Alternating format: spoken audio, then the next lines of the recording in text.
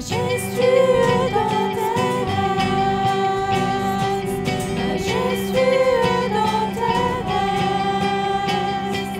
Tu es tout puissant, tu ne changes pas, oh Dieu. Nous élevons des mains pures pour louer le Dieu très saint, qui était et qui sera. Nous élevons des mains pures pour louer le Dieu très saint, qui était et qui sera.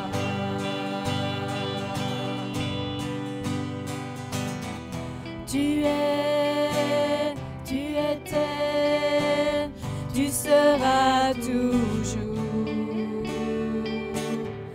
Tu es, tu étais, tu seras toujours. Tu es, tu es, tu étais, tu seras toujours. Tu es, tu étais, tu seras toujours. Nous élevons des mains pures pour louer le Dieu très saint, qui était et qui sera. Nous élevons des mains pures pour louer le Dieu très saint, qui était et qui sera.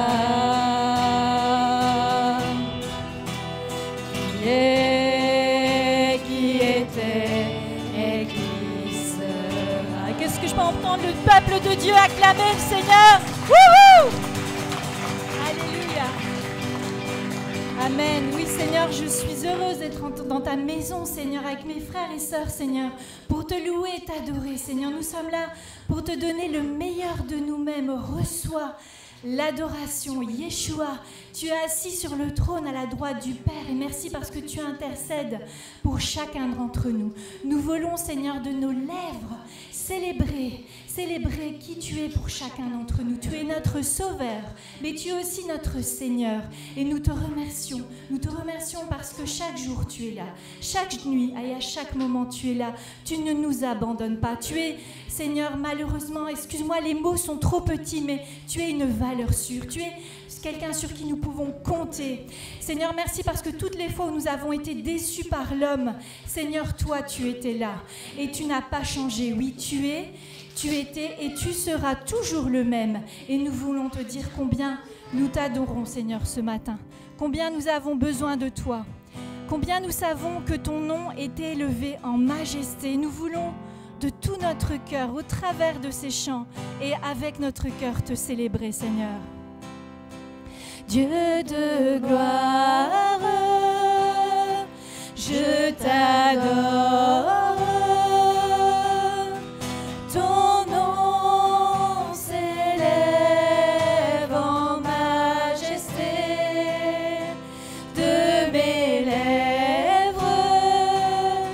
Je célèbre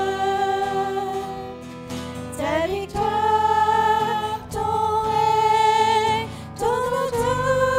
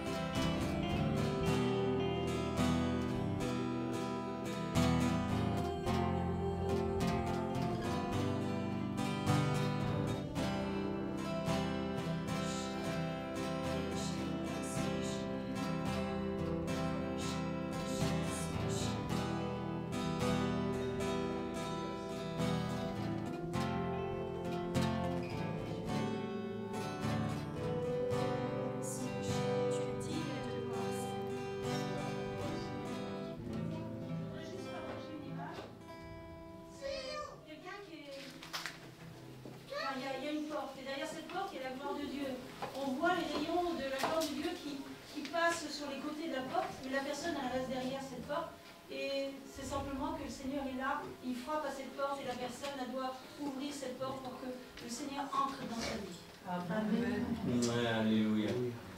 Et Seigneur, merci pour cette parole. Merci, Papa, parce que tu nous permets encore d'être là ce matin dans ta maison.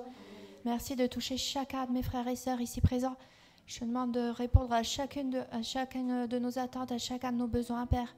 Je te prie encore de m'amener la guérison, Père. Amen. Merci, Papa, de venir encore poser ta main sur ma douleur de ventre que j'ai actuellement, Père. Je refuse, Seigneur, que l'ennemi vienne entraver, Seigneur, ce que tu as mis dans ma vie. Je refuse, Papa, que l'ennemi vienne prendre la place dans la vie de chacun d'entre nous, Papa. Je te demande vraiment, Seigneur, d'agir dans nos vies. Nous refusons, Père, les attaques de l'ennemi. Nous refusons les droits à l'ennemi, Père. Et je te demande, Seigneur, je proclame avec mes frères et sœurs, je te demande encore d'agir. Je proclame que tu vas agir et que tu vas nous permettre de passer une bonne journée parce que tu es là et tu nous as permis d'être là ce matin pour te louer, pour t'adorer, Père. Merci, Papa, pour tous ceux qui n'ont pas encore reçu le Saint-Esprit. Je te demande de leur donner maintenant, Papa. Merci pour ta présence dans leur cœur. Merci, Papa, parce que tu vas répondre.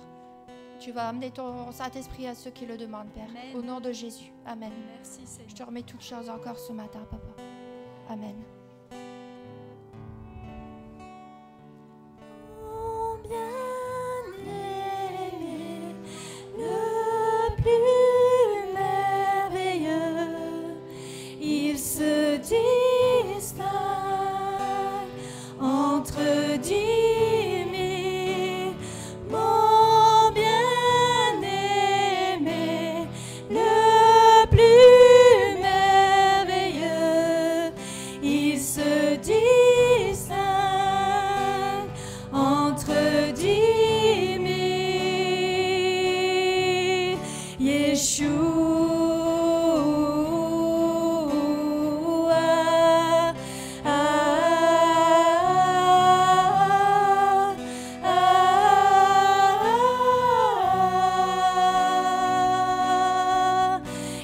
Yeshua.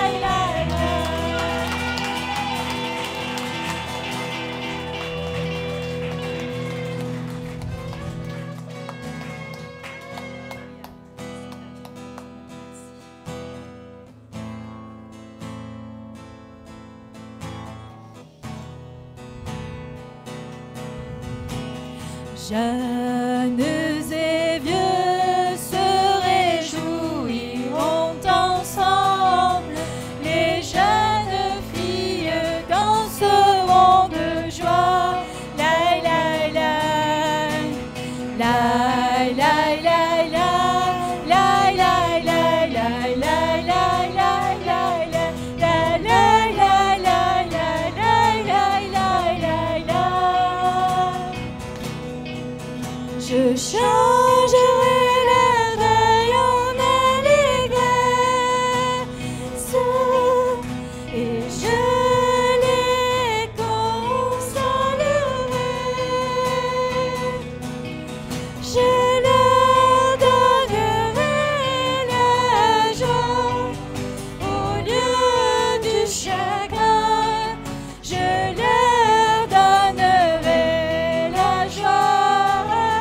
Je leur donnerai la joie au lieu du chagrin. Je leur donnerai la joie. Jeunes et vieux se réjouiront ensemble, les jeunes filles danseront de joie. La la la la.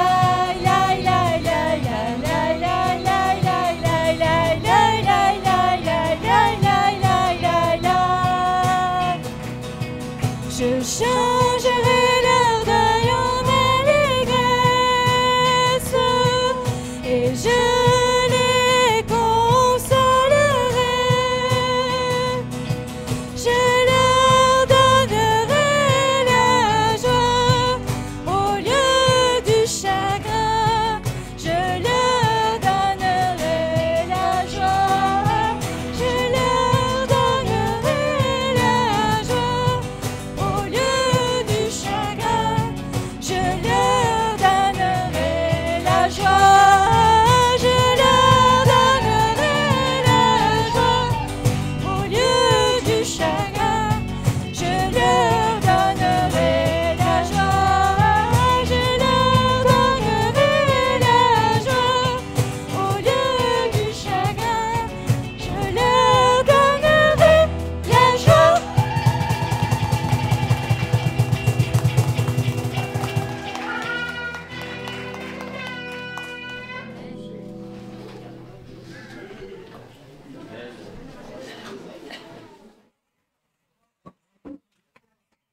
Voilà, merci pour cette louange joyeuse. Amen.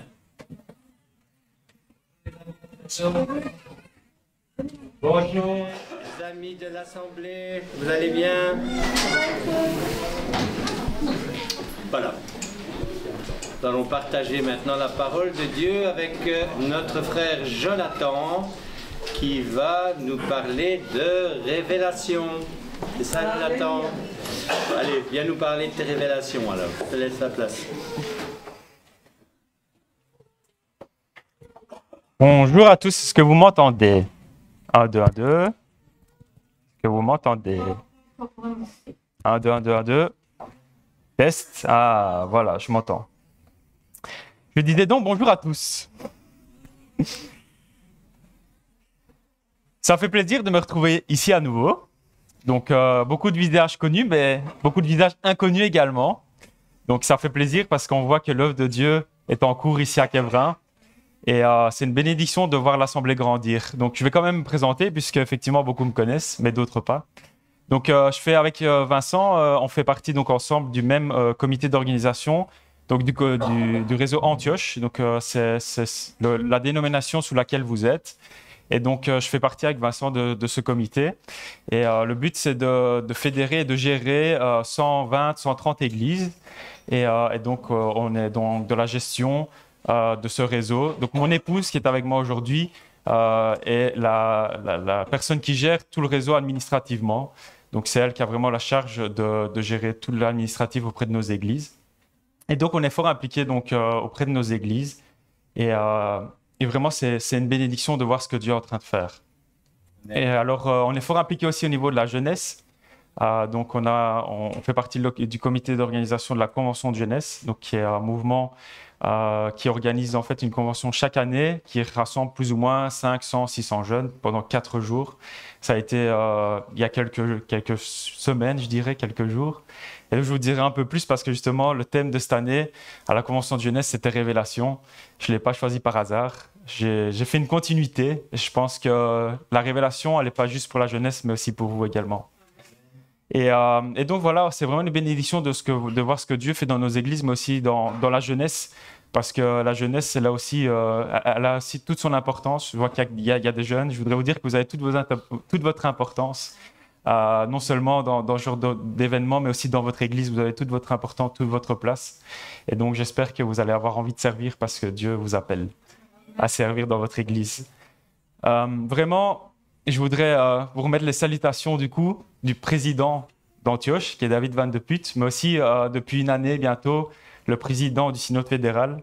Donc, je pense que beaucoup savent ce que c'est parce que Vincent a assez répété ce que c'était. Mais donc voilà, il vous remet ses salutations. Donc, il était invité à prêcher dans une autre église. Donc, c'est pour ça qu'il ne pouvait pas être là aujourd'hui avec nous. Et alors, évidemment, le fondateur du réseau, Raymond Van de Putte, qui aurait aimé être là. Mais voilà, sa santé étant ce qu'elle est, ne peut pas vraiment toujours se déplacer. En tout cas, ça devient vraiment compliqué. Il aurait vraiment aimé être là, mais voilà, il vous remet son bonjour, ses salutations. Donc, beaucoup le connaissent, peut-être que d'autres pas, mais j'espère que vous aurez l'occasion de le rencontrer. Donc, c'est vraiment un pionnier dans ce qu'il a fait. Donc, vraiment qu'on puisse vraiment le soutenir dans la prière et continuer à penser à lui en tant que fondateur et en tant que personne qui a vraiment fait des choses extraordinaires pour la Belgique. Donc, comme je le disais, moi, je voudrais utiliser le thème de la révélation. J'aimerais vous lire Jérémie 33, 3. Prenez votre Bible peut-être.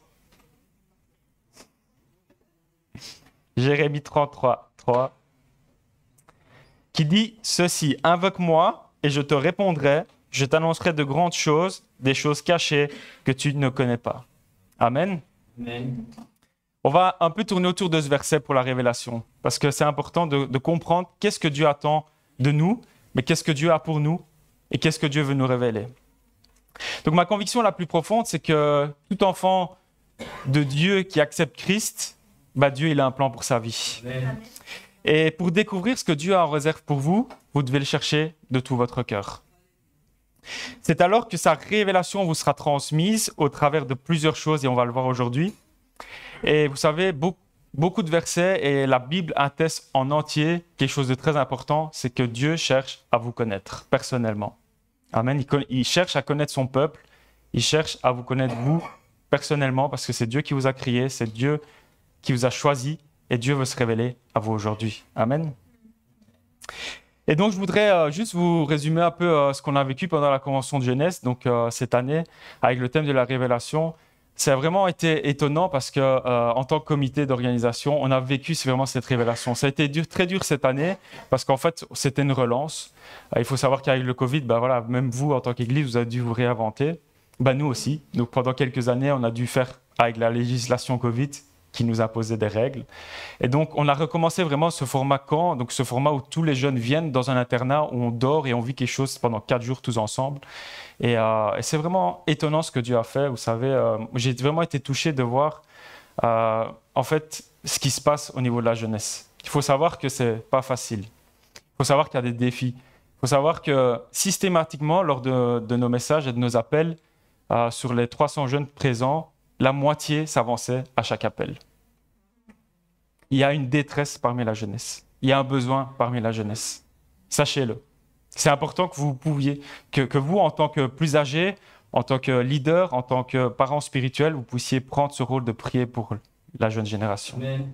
C'est important parce que j'ai vraiment été touché et bouleversé après Covid de voir que la moitié sur 300 jeunes, 150 systématiquement à chaque appel s'avançaient parce qu'ils avaient des besoins. Mais la bonne nouvelle, vous savez quoi? C'est qu'ils sont repartis différents. Ils sont repartis transformés. Et je peux vous dire qu'on a vu des jeunes restaurés, guéris, touchés, bouleversés. Que l'amour du Père a été présent et a touché les cœurs. Et ça, c'est notre certitude. C'est pourquoi on organise cette convention. C'est pourquoi on est, avec ma femme, vraiment passionnés par la jeunesse. Parce qu'on sait que Dieu a un appel pour chaque jeune, pour vous aussi évidemment, mais nous, en tant que vraiment leader et leader spirituel pour la jeunesse, moi, je vais parler en tant que leader de jeunesse. Donc Donc voilà, c'était vraiment fort et intense. Et en fait, Dieu, il est le même éternellement. Et vraiment, ça nous a touchés de voir que Dieu n'avait pas changé en fait.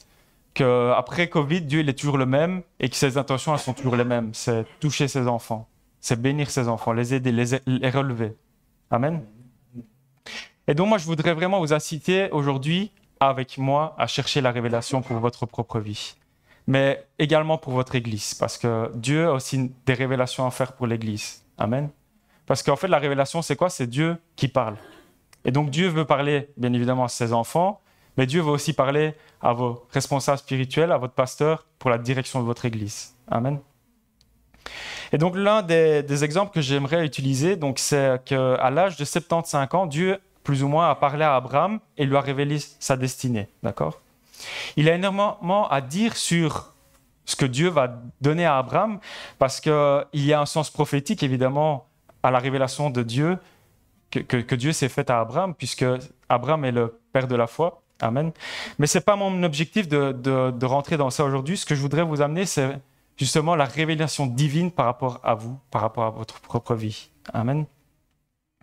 Et donc la question aujourd'hui, c'est de mettre l'importance sur la révélation divine pour nous et pour notre direction.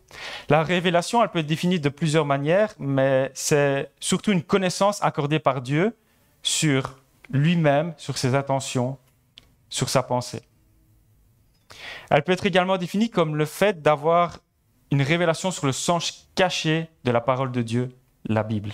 Amen. C'est ça la révélation. C'est Dieu qui parle à travers différents éléments, mais surtout c'est Dieu qui parle à notre cœur. Amen. Qui a envie de vivre une révélation aujourd'hui? Amen. Et donc, ce que je voudrais vous dire, et c'est très important, c'est que la révélation, elle est indispensable pour notre vie. Parce qu'en fait, la révélation, elle nous donne un sens, elle donne une direction pour notre vie. Parce que sans Dieu, qui sommes-nous? Personne. Moi, je ne regrette pas d'un jour d'avoir accepté Christ dans ma vie et que Christ m'ait amené à Dieu. C'est un choix que je ne regretterai jamais dans ma vie. Parce que maintenant, je sais où je vais et qui je suis. Avant, j'étais perdu, maintenant, je suis sauvé. Avant, j'étais dans un monde déchu, maintenant, je suis celui qui avance avec Dieu à travers les ténèbres. Et je suis dans la lumière. Et ça, c'est une bénédiction. Amen. C'est ça aussi la révélation. Dieu, c'est la lumière qui vient vous éclairer aujourd'hui. Et donc, parfois, nous lisons la Bible. J'espère que vous lisez votre Bible, n'est-ce pas? Et donc, malheureusement, souvent, on ne comprend pas ce qu'on lit. À qui c'est déjà arrivé de ne pas comprendre ce qu'il lisait dans la Bible? Ça m'est déjà arrivé aussi, je vous rassure. Hein. Et donc, le Saint-Esprit, vous savez, il est là pour nous révéler ces choses qu'on ne comprend pas.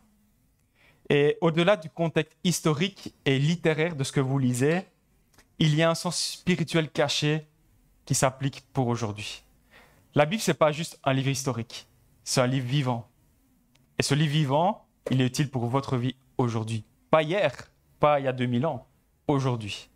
Si vous utilisez cette Bible, si vous utilisez la parole de Dieu pour vous guider, alors moi j'ai la certitude qu'il le fera. Vous ne serez plus jamais perdu. Parce que la Bible, elle a toutes les réponses. Amen.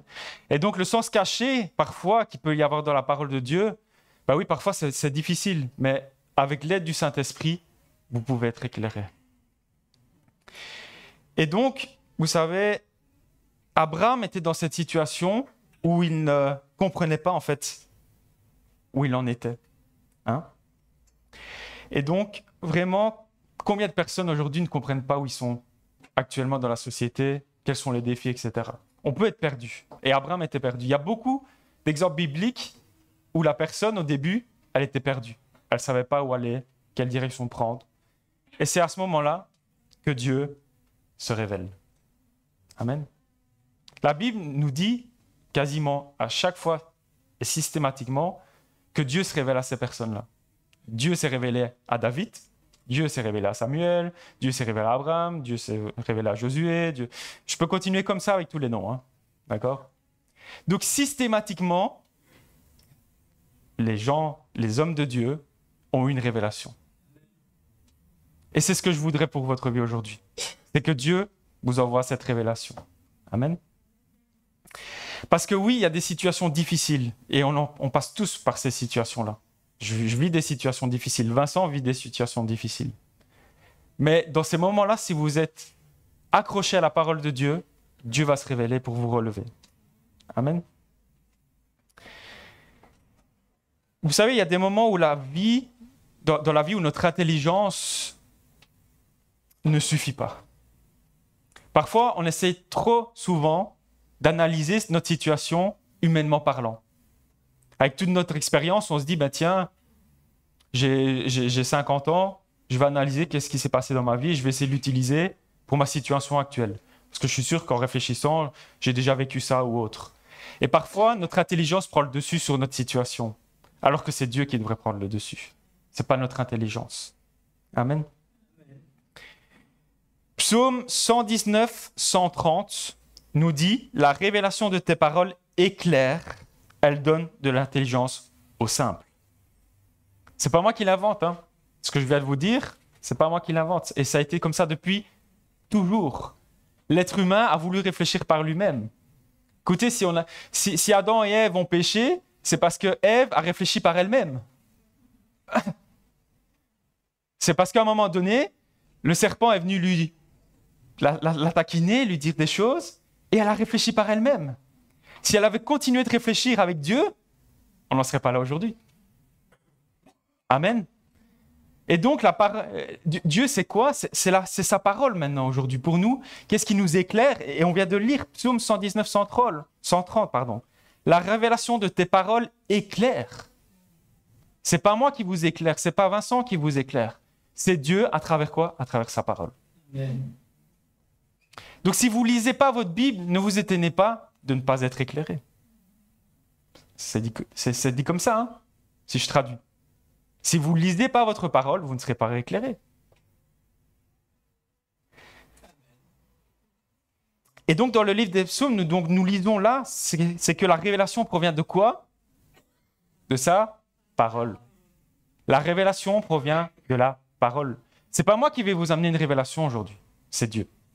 À travers quoi ? À travers sa parole. Amen. L'autre information qui nous est communiquée, c'est qu'elle nous donne quoi ?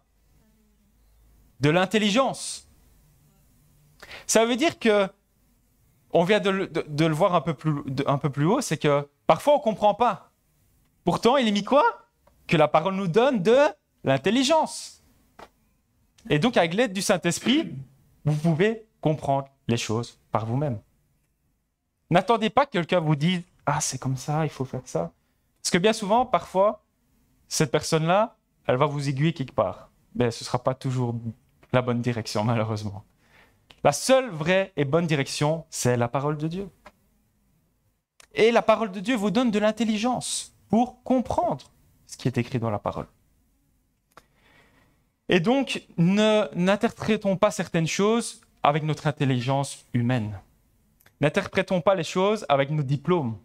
Parce que bien souvent, même dans nos situations, on utilise nos diplômes. On utilise « Ah, j'ai fait 20 ans d'études, j'ai autant d'arriérés, j'ai ceci. » Et on est toujours en train de se servir de ce qu'on a vu pour un peu analyser les choses.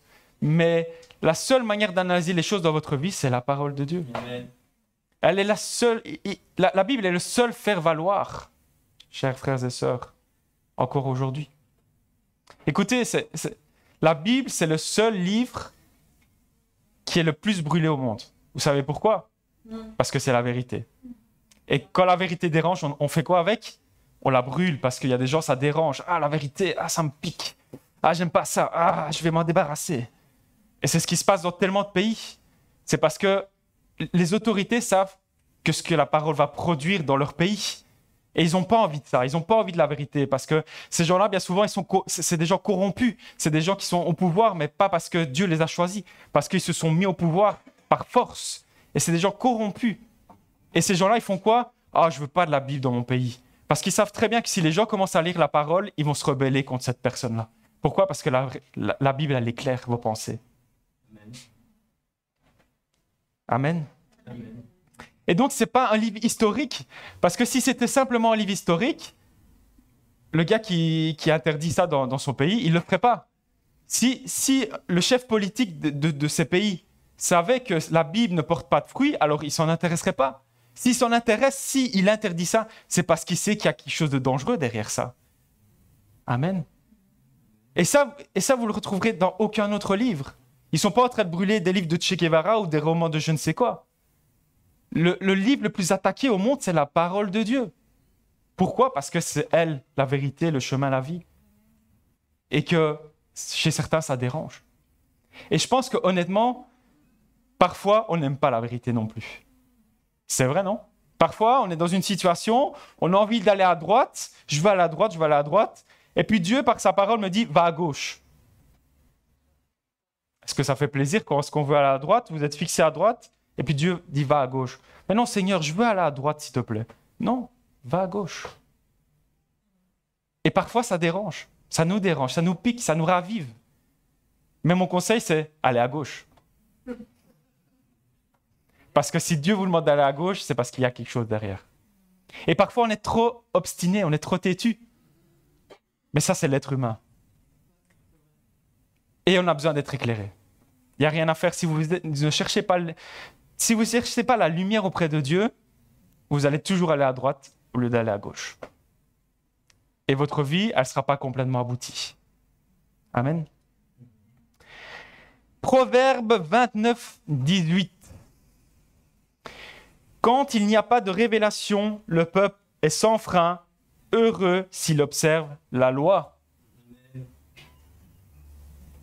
Je ne vais pas avec quelque chose de nouveau, frères et sœurs. La révélation, elle existe depuis toujours. Comme je vous l'ai dit, Dieu s'est toujours révélé aux hommes de Dieu, à David, à Abraham, à Josué. Donc ce n'est pas nouveau, je ne vous amène pas quelque chose de neuf. La parole nous dit ici clairement que sans cette révélation, qu'est-ce qui se passe? Le peuple est perdu. Le peuple s'égare. Et le peuple est détruit. Et combien ne sont pas dans cette situation aujourd'hui, ou dans nos églises, ou même ici? Perdus, parce qu'ils ne cherchent pas la révélation de Dieu. Et c'est triste, frères et sœurs, parce que comme je l'ai dit tout à l'heure, en tant que chrétien ayant accepté Christ dans votre vie, Dieu veut vous parler et vous guider. Si vous ne voulez pas, c'est votre problème, et Dieu ne va pas vous l'imputer, parce que ce qui est beau avec la Bible, c'est que vous êtes libre de votre choix. Vous êtes libre d'aller à droite si vous le souhaitez, mais ne venez pas vous plaindre si vous allez à droite, au lieu d'écouter la voix de Dieu, et à la gauche. C'est votre responsabilité. Votre responsabilité en tant que chrétien ayant accepté Christ, c'est de suivre le chemin. Le chemin de quoi? Le chemin qui mène à Dieu. Et Jésus a dit quoi? Je suis le chemin, la vérité, la vie. Amen. Alors moi, ce que je veux vous taquiner, je veux vous stimuler aujourd'hui à suivre Christ. Alors, je ferai peut-être un peu une analogie sur ça, mais j'ai envie aussi d'aujourd'hui de parler un peu de Christ à la fin de mon message, parce que je pense qu'il y a des gens qui doivent revenir à Christ tout simplement. Mais ce sera pour la fin. Concentrons-nous sur la révélation. Donc la révélation, c'est quoi en fait? C'est un guide. C'est des balises pour notre vie. Vous savez, le peuple de Dieu a besoin de ces révélations. Sans révélation, donc nous n'avons pas de frein, nous n'avons pas de limite, nous sommes perdus. C'est la parole ici qui nous le dit en Proverbe 29, 18. Comme je l'ai dit déjà, ce n'est pas moi qui vient avec des choses nouvelles, je n'invente rien. C'est dans la parole, il suffit de la lire, d'accord? Et donc, elle nous permet de rester dans sa volonté et de ne pas nous disperser. 3 éléments sont essentiels pour expérimenter la révélation. Amen. La première est quoi? La lecture de la parole de Dieu. Comme je l'ai dit, si vous ne lisez pas votre parole, ne soyez pas étonnés de ne pas recevoir de révélation. Amen. Et donc, l'exercice de la lecture biblique permet d'ancrer les vérités bibliques au plus profond de notre cœur. Car en effet, la révélation est d'abord quoi? Spirituelle, frères et sœurs. Elle demande donc une connexion spirituelle particulière avec Christ et avec Dieu, qui vous enverra qui? Le Saint-Esprit. Amen. Amen.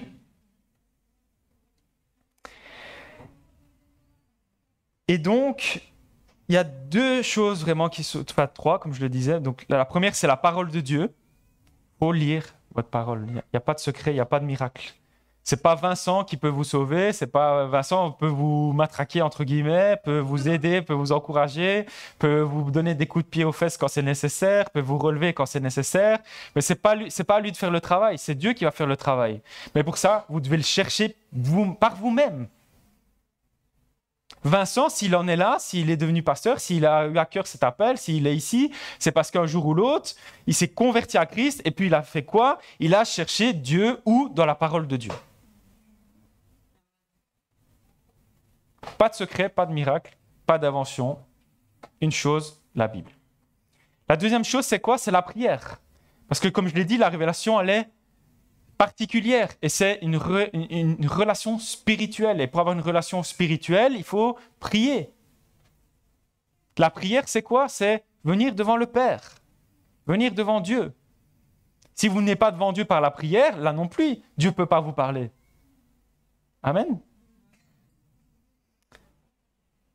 Et donc enfin, la troisième chose est le fait d'être sensible au Saint-Esprit. J'ai bien aimé ce que ma sœur disait pour le Saint-Esprit. Elle a prié et elle a dit que ceux qui n'avaient pas encore le Saint-Esprit puissent recevoir le Saint-Esprit et je vous le souhaite aujourd'hui. Je vous souhaite de recevoir le Saint-Esprit. Parce que la Bible dit clairement que c'est le Saint-Esprit qui convainc quelque chose. De quoi?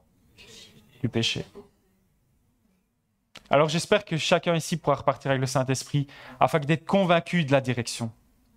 Amen. Amen. Tous les grands hommes spirituels ont vécu par la révélation de Dieu. Je l'ai déjà dit, mais je le répète. De Abraham à Jacob, d'Élie à Jean-Baptiste, de l'apôtre Paul à Jésus. Jésus, est-ce qu'il avait le Saint-Esprit? Bien sûr.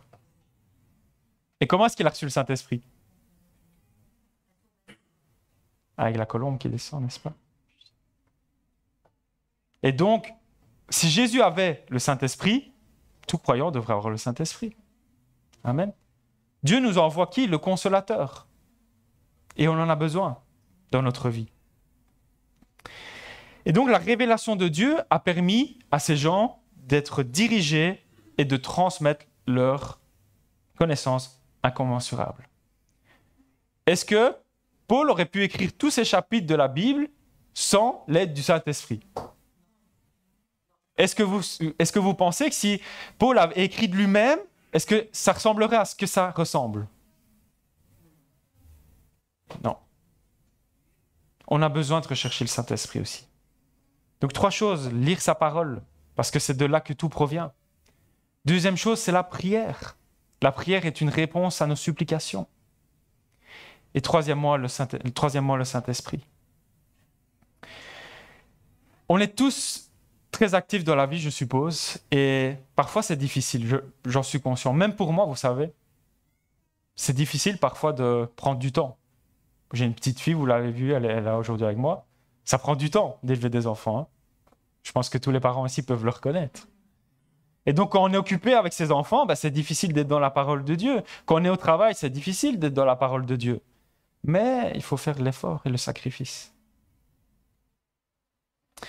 Et ne nous laissons pas entraîner par le monde. Ne nous laissons pas envahir par tout ce bruit, par tout ce qui nous entoure dans ce monde. J'ai envie de dire, redécouvrons Dieu dans le silence.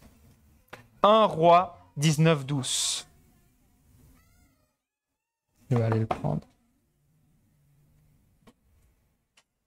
Donc, 1 Roi.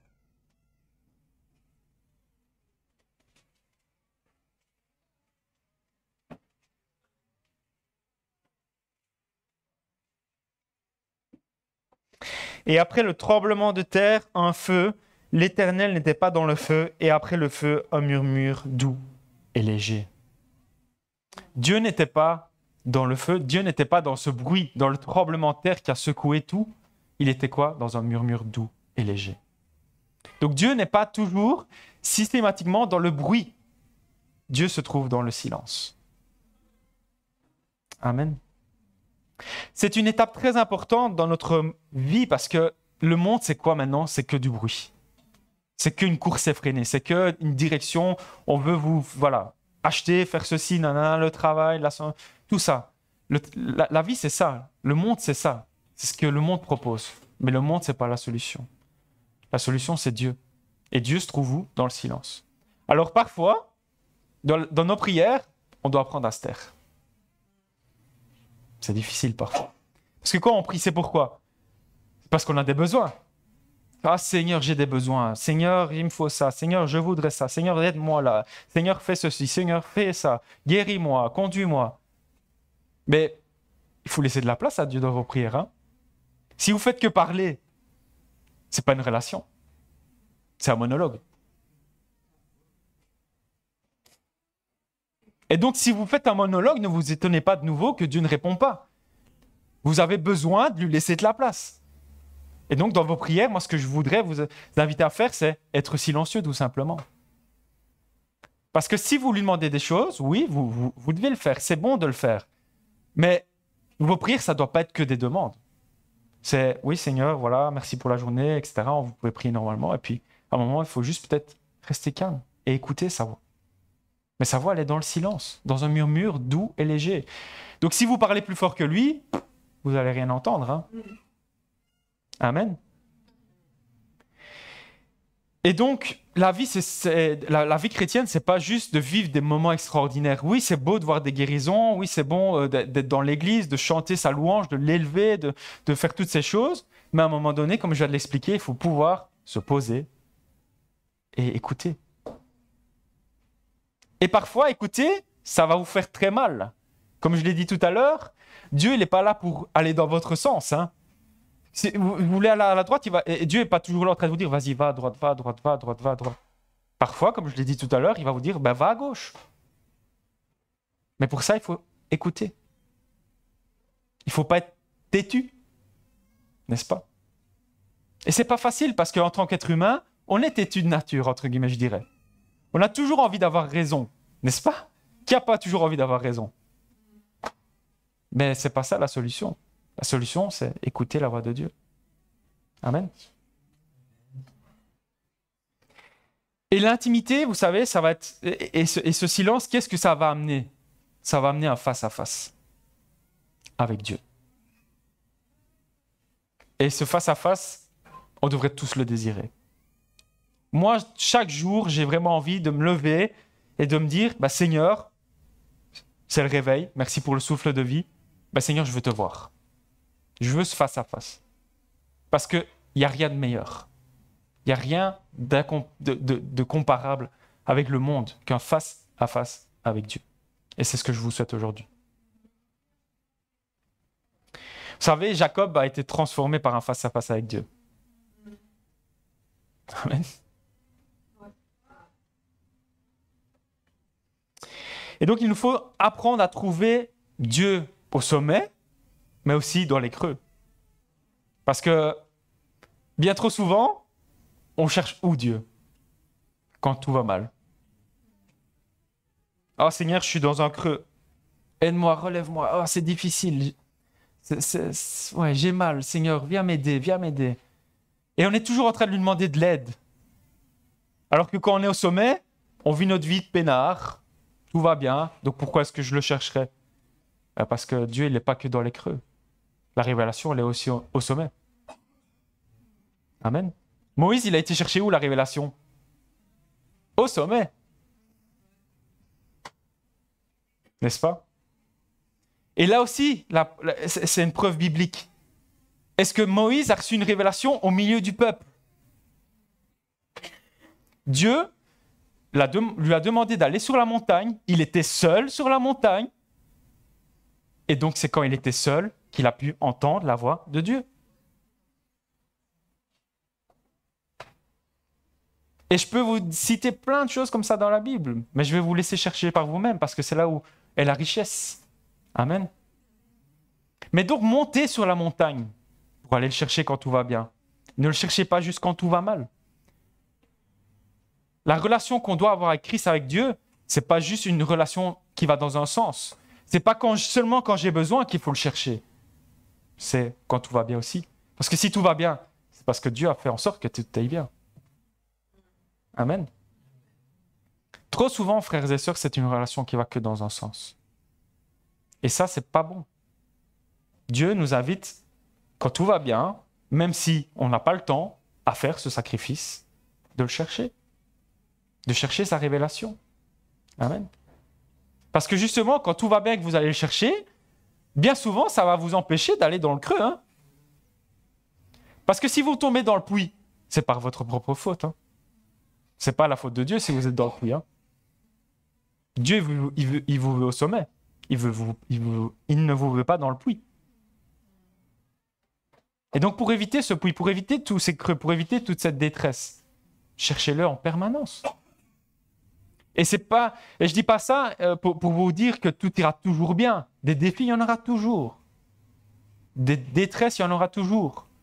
Mais la manière dont vous allez commencer à les affronter changera tout dans votre vie. Amen.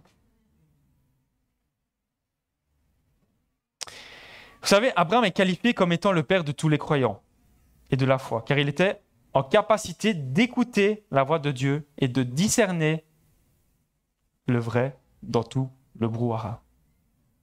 Amen.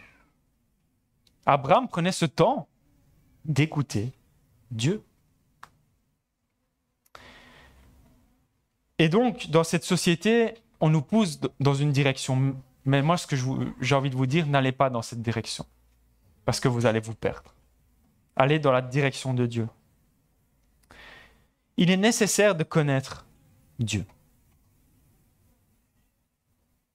C'est pas pour me faire plaisir ou pour faire plaisir à Vincent qu'il faut essayer d'apprendre de Dieu, connaître Dieu.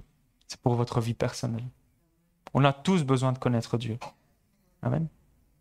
Vous savez, la Bible dit, sans la sanctification, personne ne verra Dieu. Sans la sanctification. Sans la sanctification, personne ne connaîtra Dieu. Amen. Donc ça veut dire quoi la sanctification? C'est le chercher en permanence. Parce que vous savez, dès que vous arrêtez de le chercher, l'ennemi, il voit un chemin. Dès que vous arrêtez de lire votre Bible, l'ennemi, il voit un chemin.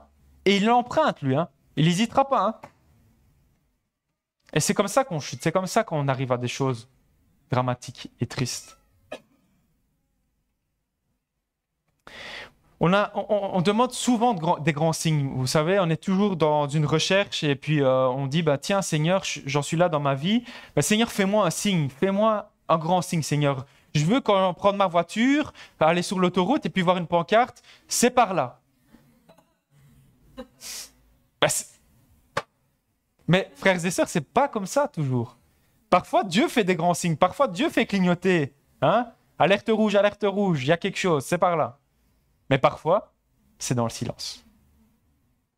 Parce que Dieu, ce qu'il souhaite, c'est quoi? C'est de l'intimité avec chacun d'entre vous. Dieu a une part d'intimité avec chacun d'entre vous. Ce n'est pas réservé à une élite, ce n'est pas réservé à Vincent, ce n'est pas réservé à vous, qu'à certaines personnes, pas une élite chrétienne. Dieu veut se révéler à chacun. Et Dieu a cette part en réserve. Dieu est capable d'écouter chacun d'entre vous. Amen. Aspirons à atteindre ce stade où nous sommes prêts à agir, pas par notre volonté, mais par la volonté de Dieu. Je peux vous dire que si on se met tous réellement à écouter la voix de Dieu, le réveil, il est là. Hein. Dieu, il attend quoi de nous? D'être prêts à être réveillés et à agir. Comment? Pas par notre volonté, parce que notre volonté, c'est quoi? C'est la chair. La seule et vraie bonne volonté, c'est la volonté de Dieu. Sinon, il n'aurait pas envoyé le Christ. Il aurait dit, démerdez-vous. Vous avez voulu pécher, c'est votre problème. Dieu, il n'a pas réagi du tout comme ça. Vous vous souvenez de ce qui se passe lorsque Adam et Ève ont péché? Qui se souvient? Qui peut me dire qu'est-ce qui s'est passé quand Adam et Ève, directement après, qu'est-ce qui s'est passé? Ils se sont couverts et puis qu'est-ce qui s'est passé? Avant ça, qu'est-ce qui se passe? Pourtant, Dieu va faire quoi? il va les chercher. Hein. Donc, ils pêchent, et instantanément, qu'est-ce qui se passe? Dieu les cherche dans le jardin. Où es-tu, mon fils, ma fille, où es-tu? Ça prouve quelque chose, frères et sœurs, de très important, c'est que Dieu vous cherche. Et peu importe votre situation, peu importe votre péché, hein, Dieu vous cherche. Amen. On oublie souvent ça. Et parfois, on voudrait comparer à plein de choses, mais vous savez, tout ce qu'on voit là, tout ce que la Bible représente, vous le trouverez que là. Vous pouvez aller chercher dans toutes les autres religions si vous le voulez, vous ne trouverez pas ça. La seule vérité, elle est dans la parole de Dieu. Amen. Et cette vérité, c'est que Dieu vous cherche, Dieu vous aime, Dieu veut vous élever, Dieu, toutes ces choses que vous pouvez. Je pourrais énumérer des centaines de choses que Dieu veut pour votre vie.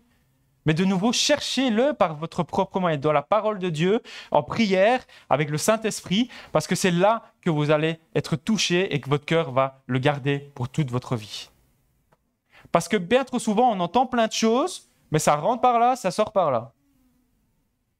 Amen. C'est vrai, non? Il y a beaucoup trop d'informations dans ce monde qui font que notre cerveau n'a pas le temps d'assimiler. Il y a des études qui ont été construites qui disent que les personnes sont attentives plus ou moins 10 minutes et après tout le reste... Donc en fait, théoriquement, vous avez, les 10 premières minutes, vous avez retenu. Après, là, tout ce que je suis en train de dire, c'est foutu. J'espère que non. Hein. Soyez attentifs. Mais donc, ça rentre par une oreille, ça ressort par l'autre. Si vous ne voulez pas que ça ressorte, il faut être marqué. Et comment est-ce qu'on est marqué? Par une recherche personnelle.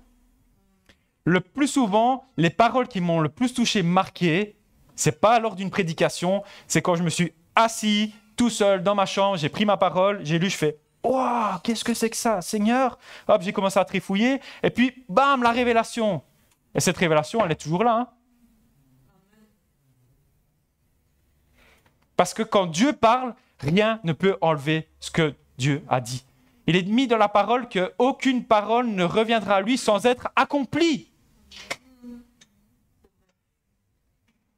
Donc ce que Dieu va vous dire dans sa révélation, soyez sûr et certain qu'il va y avoir quelque chose, c'est qu'elle va s'accomplir.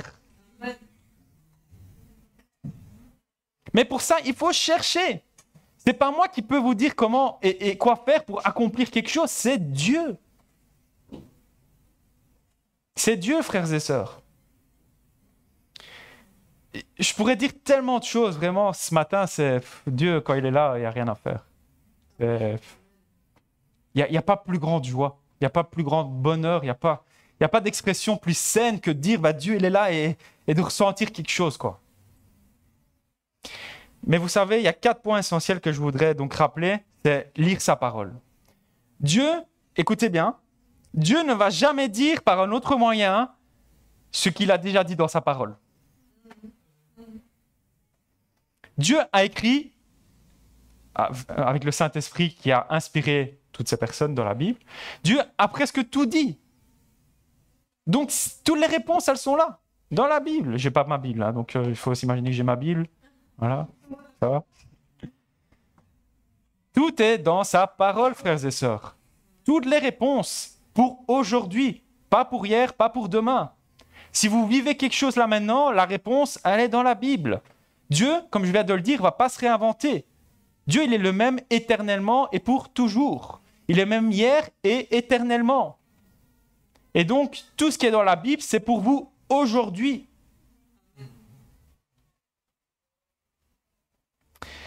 Et vous savez quoi? Ce qui est beau avec la parole de Dieu et avec Dieu tout court, c'est que sa parole produit toujours un effet. Vous ne repartirez pas pareil si vous prenez sincèrement le temps de lire dans votre Bible. Si vous la survolez, ok, on m'a dit de lire ma Bible. Voilà, j'ai lu ma Bible. Dieu ne va pas honorer ça du tout. Si vous êtes sincère, si vous prenez le temps de lire votre parole, alors la parole nous dit clairement que ça va produire du fruit. Si ça ne porte pas du fruit, c'est que vous y prenez mal, frères et sœurs. C'est que vous êtes pressés, c'est que c'est une obligation. Et quand ça devient une obligation, alors plus rien ne se passe.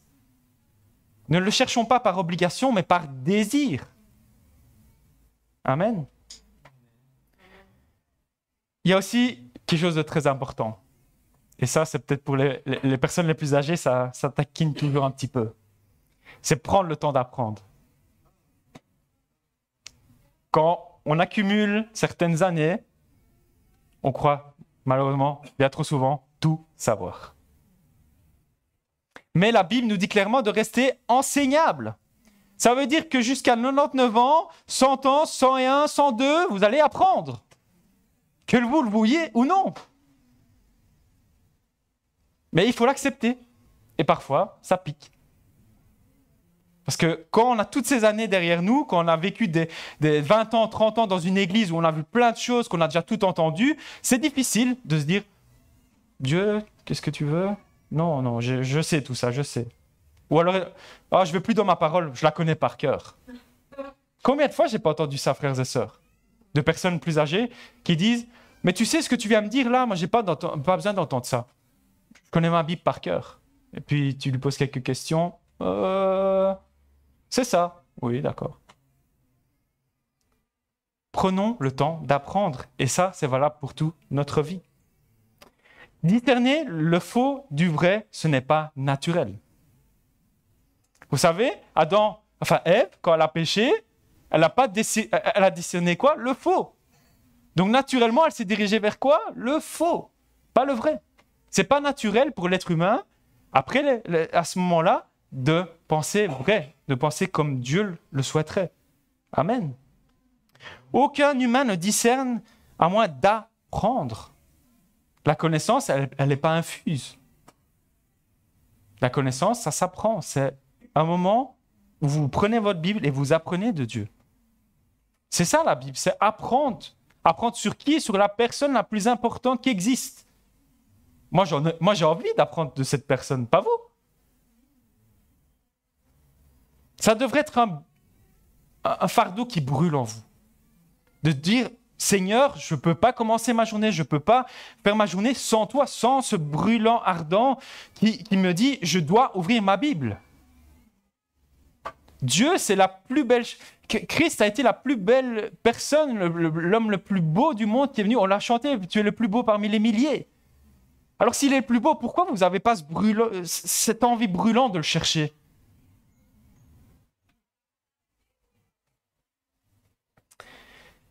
La troisième chose, c'est connaître son identité. La foi fait partie de notre identité. Puisqu'on vient de le lire tout à l'heure, Abraham est le père de la foi. Donc la foi fait partie de notre identité. Dieu nous a créés avec la foi déjà en nous. Nous sommes nés de nouveau, je l'espère tout le monde, on en reviendra peut-être sur ça. Et donc, nous sommes nés sur terre, mais aussi, quand nous naissons de nouveau, nous naissons où? Dans le royaume des cieux. Amen. Et aussi longtemps que vous n'êtes pas prêts à entendre de la part de Dieu sur vous, ça ne peut pas marcher. Parce que Dieu veut vous révéler des choses sur vous, sur votre identité. Vous savez, bien trop souvent, on est dans le monde et on se focalise sur le monde, mais Dieu a des choses en réserve pour toi et ton identité. Amen. Et la quatrième chose, c'est faire équipe avec l'Esprit de Dieu. On l'a un peu déjà discuté. Jésus était en communion avec Dieu car il était envahi du Saint-Esprit. Quand Paul nous parle de renouvellement d'intelligence, en laissant l'Esprit Saint agir en nous, c'est pour nous amener à un changement de mentalité. Amen. La parole doit nous impacter jusqu'à nous transformer. Si vous n'êtes pas transformé, continuez, cherchez, continuez. Parce que Dieu veut vous transformer votre vie, transformer vos situations, transformer tout. Amen. Je vais utiliser l'exemple juste de Jonas pour conclure.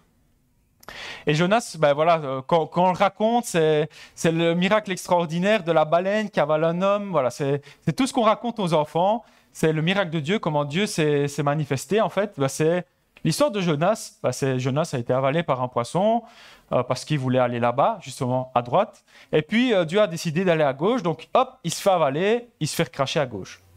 C'est à peu près ça l'histoire, hein? D'accord? C'est comme ça qu'on le raconte aux enfants. Mais si on analyse la vraie histoire de Jonas, c'est que Jonas avait un sale caractère.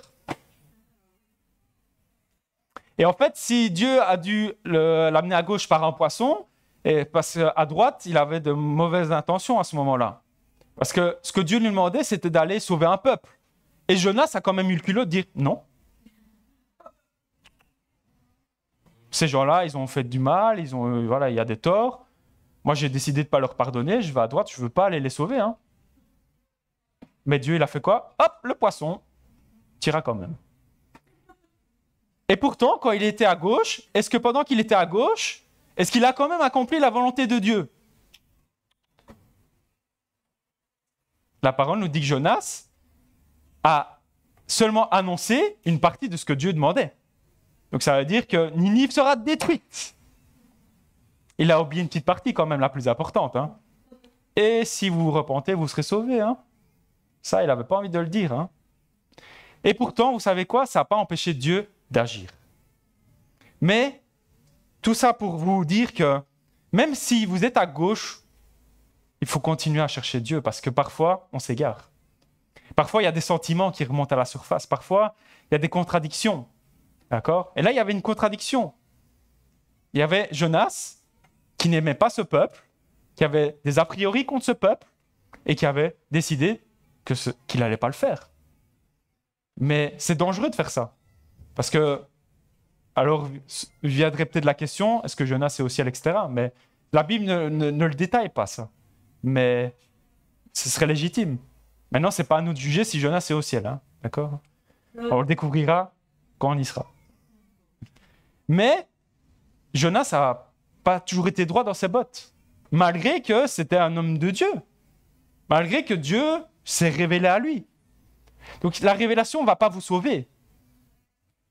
Ce qui vous sauve, c'est votre identité, votre envie de lire la parole de Dieu, de suivre le chemin à tout moment.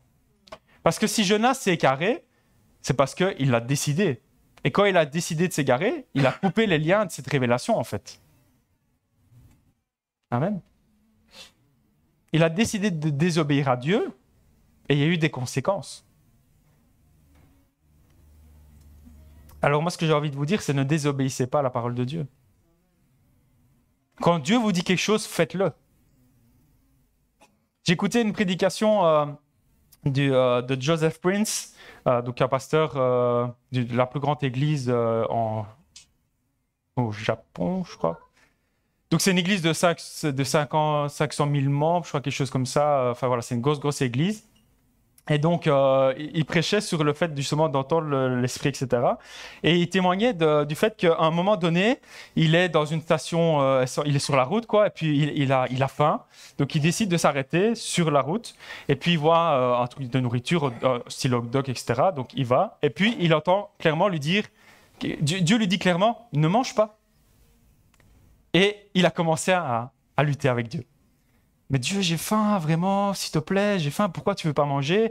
Allez, je veux manger. Et Dieu dit, non, ne mange pas. Et malheureusement, au lieu d'aller à gauche, il va à droite et il mange cette fameuse nourriture. Et les conséquences, elles ont été immédiates. Il a été malade pendant des jours. Il y avait quelque chose dans cette nourriture. Et Dieu l'a prévenu. Et il a été têtu, malheureusement. Il a dit, non, j'ai faim. Sentiment humain, esprit humain, il a mangé. Grosse erreur. Donc, écoutons la voix de Dieu quand Dieu nous parle. C'est très important. Ne refusons pas la révélation de Dieu. D'accord? Quand Dieu vous parle, réfléchissez bien à suivre ce que Dieu vous dit. Amen. Pour conclure, je voudrais vous dire que la Bible, c'est comme un miroir. Miroir? Oui. Pourquoi? Parce que chaque jour, votre miroir vous parle dès que nous le regardons. Vous êtes devant votre miroir. Oh tiens, c'est qui ce beau gosse? C'est Jonathan. Il a de la barbe. Et donc, le miroir, il vous parle. Il vous dit, tiens, tu es comme ça. Ah tiens, je vais me maquiller. Tiens, je vais faire mes cheveux. Donc, le miroir vous révèle des choses sur vous-même. D'accord? Et donc, nous entendons la voix du miroir qui nous parle et nous y prêtons attention. Parce que sinon, si on n'y prêtait pas attention, j'aurais mes cheveux tout débouriffés et puis je me dis, je me vois dans le miroir, bah non, c'est bon comme ça, quoi. Mais non. Nous nettoyons notre visage, nous mettons de l'ordre sur nos cheveux. Et donc, de même, la Bible nous renvoie le reflet de notre cœur. La Bible, c'est un miroir. Et si vous voulez refléter quelque chose de bon, cherchez votre reflet dans la Bible. Amen. Dieu nous parle, écoutons-le et obéissons à sa voix. C'est alors que nous serons heureux dans toutes les activités que vous allez entreprendre. C'est parce que vous allez recevoir la révélation de Dieu que tout ira bien en globalité. Hein. Comme je l'ai dit, c'est pas parce que Dieu, vous avez Dieu dans votre vie qu'il n'y aura plus de souffrance, qu'il n'y aura plus rien. Les épreuves, elles sont là, mais Dieu vous sortira toujours de ces épreuves. Et donc, lorsque nous cherchons la révélation auprès de Dieu, nous devons être prêts à vivre un long voyage, celui de la foi. La foi chrétienne, c'est pas un jour se lever, dire « Seigneur, tu existes ?» « Oui, j'existe. » « Et comment est-ce que je peux te connaître ?»« Jésus-Christ. »« Ok, j'accepte Jésus-Christ. » Et puis ça s'arrête là. C'est pas du tout ce que la Bible nous dit. La Bible nous parle que dans toute la Bible, dans tous les grands hommes de Dieu, il y a eu un long voyage. Et ces gens-là ont vécu des choses dramatiques. Il y en a qui ont vécu des guerres, il y en a qui ont vécu plein de choses. Et pourtant, ils y sont arrivés au bout du voyage, qui est la foi en Dieu. Amen. Et donc, votre espérance, elle doit être où? Elle doit être de chercher Dieu tous les jours pour arriver au bout du chemin. C'est ce que Dieu nous demande, en fait. C'est de vivre la foi jusqu'au bout. Donc, jusqu'au jour où vous allez le rejoindre. N'abandonnez pas en chemin. Même quand c'est dur, n'abandonnez pas en chemin. Parce que Dieu a une réponse toute faite pour vous.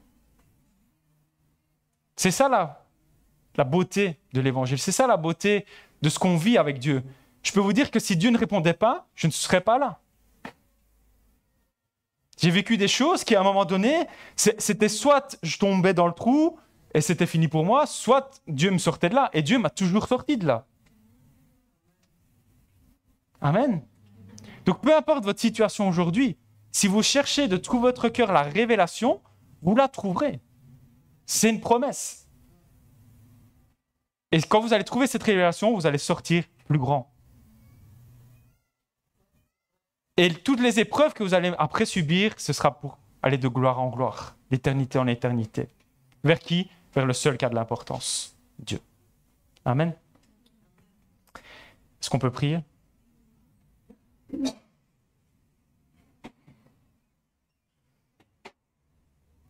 Seigneur, je te remercie parce que tu parles encore ce matin. Merci parce que tu touches les cœurs, Seigneur, et que, oui, Seigneur, tu nous piques un peu au vif, Seigneur, mais nous voulons, Seigneur, entendre ta voix.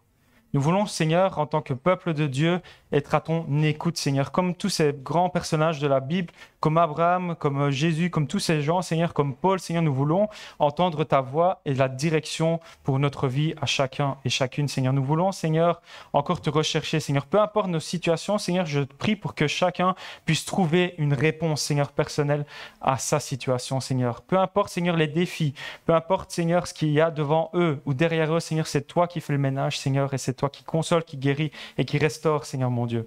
Je te demande vraiment que tout au long des jours à venir, Seigneur, que tu puisses vraiment susciter des cœurs d'adorateurs, des cœurs, Seigneur, qui te cherchent, Seigneur mon Dieu, et qui vont prendre le temps de lire ta Bible. Pourquoi? Pour une révélation personnelle, Seigneur mon Dieu. Je te demande vraiment d'envoyer ton esprit, Seigneur, de nous guider, Seigneur, et vraiment de nous instruire et encore d'être présent, Seigneur. On te remercie pour ce culte, Seigneur. Amen.